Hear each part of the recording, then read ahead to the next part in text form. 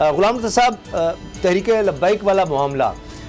आपको लगता है कि अब सुलझ गया है? जिस तरह से वो बात हुई कि जी जो मुआहिदा है वो सामने नहीं लाया जाएगा, लेकिन लग रहा है कि क्यों उसको सीक्रेट रखा गया ताकि फिर कोई स्पॉयलर्स बीच में ना आ जाए, क्योंकि अब ये भी बात आ गई है कि जी कलअदम का जो लफ्ज़ है वो हटाने की समरी भी आगे चली गई है। तो यही चीज़ें थी जो कुछ सामने आ रही थी कि जी कलअदम नहीं कहा जाएगा, सियासत में हिस्सा लेने की इजाज़त दी जाएगी, तो उस तरफ अब जाया जा रहा है।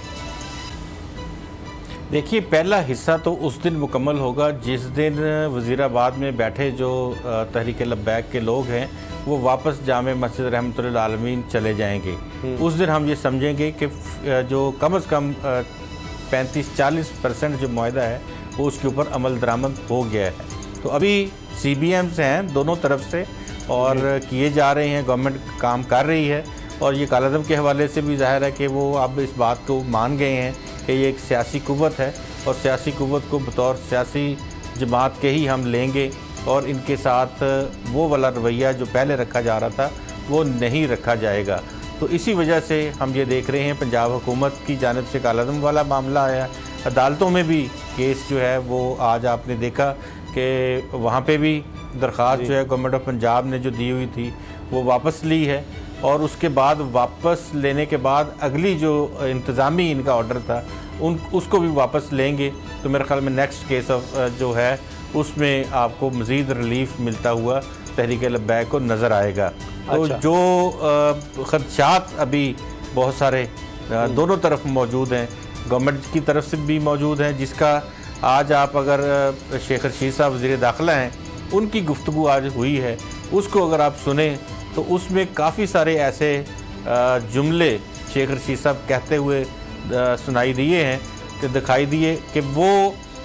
शायद अभी भी किसी न किसी लिहाज से वो अभी मुतमिन नहीं है, और लेकिन क्योंकि वो अब इररिलेवेंट हैं उस सारी सिचुएशन में काम करने वाले जो हैं शाह महमूद कुरैशी हैं, एक जुमला उन्होंने जो कहा कि पता नहीं किसका किसके साथ मुआहिदा हुआ है। तो ये इस तरह की बातें जो हैं तो दोनों तरफ तकलीफदेह होंगी कि किसका किससे मुआहिदा हुआ है। ये शेख साहब ने कहा है, बड़ी जिम्मेदार पोजीशन है, जिम्मेदार पोस्ट है, और वहाँ पे बैठ के वो ये बात कर रहे हैं। अपने तो इस तरह की सूरत-ए-हाल में मैं उस पर आज भी कायम हूँ, लेकिन इमरान खान साहब ने भी कहा है कि इस पर बात ना की जाए, मामला हल हो रहा है। साद रिजवी साहब की रिहाई का भी बाबर डोगर साहब नज़र आ रहा है कि उस पर भी अब मामला आगे बढ़ रहे हैं,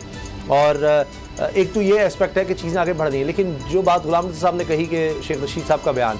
अगर इस तरह के बयान पहले ना दिए जाते, ख़ासतौर पर फवाद चौधरी साहब ने जो बयान दिया, ठीक है उनकी एक सोच होगी, तो जिस पर इमरान खान साहब ने भी कहा कि जी क्यों इस तरह के बयान दिए गए, सोच समझ कर बात करनी चाहिए थी। तो ना ही इस तरह के बयान दिए जाएँ कि बाद में खुद चबाने पड़ें, खुद वो अल्फाज वापस लेने पड़ें, और इस तरह के अल्फाज हों कि फिर आपको जब इस तरह तय करनी होती है चीज़ें तो वो आपके आड़े आते हैं कि जी फ़लाँ तो ये कह रहा है, फ़लाँ तो ये कह रहा है, तो आपको गिव एंड टेक में नुकसान हो रहा होता है उस वक्त। देखिए उसामा साहब, जो ये स्टेटमेंट दी हैं, जब उलमा इकराम प्राइम मिनिस्टर से मिले तो उसको आप देखिए कि उन्होंने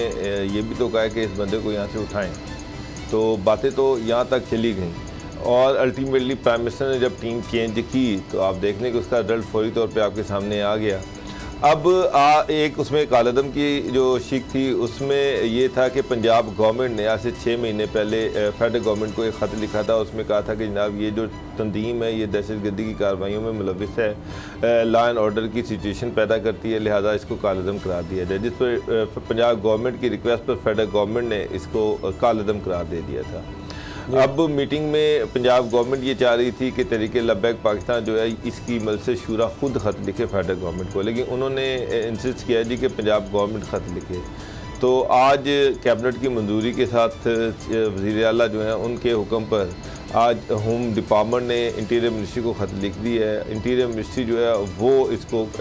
जो है वो कालादम जमात की लिस्ट से निकालेगी। तो उम्मीद है कि लेटर चला गया तो ये शायद हो सकता है कल तक लेटर पहुंच जाए तो ये कालादम की लिस्ट से निकल जाए। और लग रहा है कि साद रिजवी साहब जो हैं हफ्ते वाले दिन तक का टाइम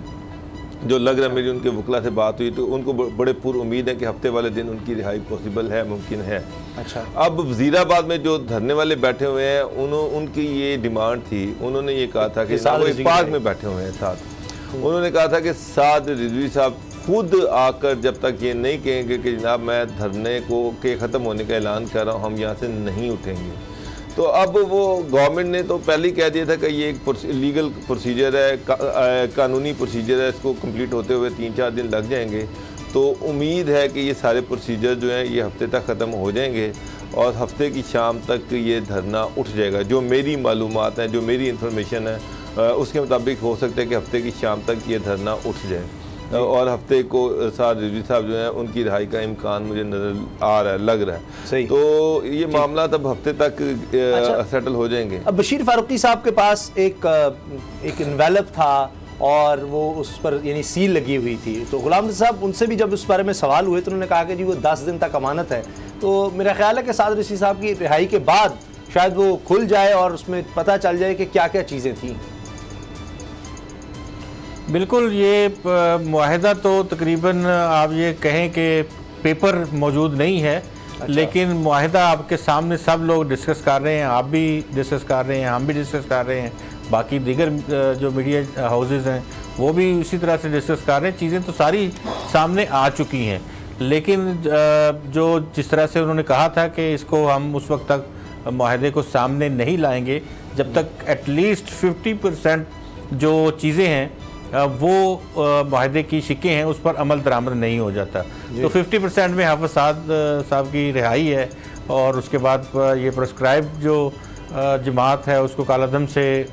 आम मजहबी जमात जो है उस वहाँ तक लेके आना, सियासी सरगर्मियों की इजाज़त देना और जो मुकदमात जिनके ऊपर हैं छोटे 16 MPO के तहत या नक्शे अमन के या और छोटे छोटे दीगर मुकदमात, उन तमाम कारकुनों को रिहा करना और बाकी जो बड़े मुकदमात किसी भी हवाले से पुराने धरनों के या मौजूदा धरनों के हैं उनमें प्रोसिक्यूशन को गवर्नमेंट की जानिब से सहूलत फराहम करना, ये वो तमाम चीज़ें हैं जो इस धरने सिर्फ मुआहदा ही जो है वो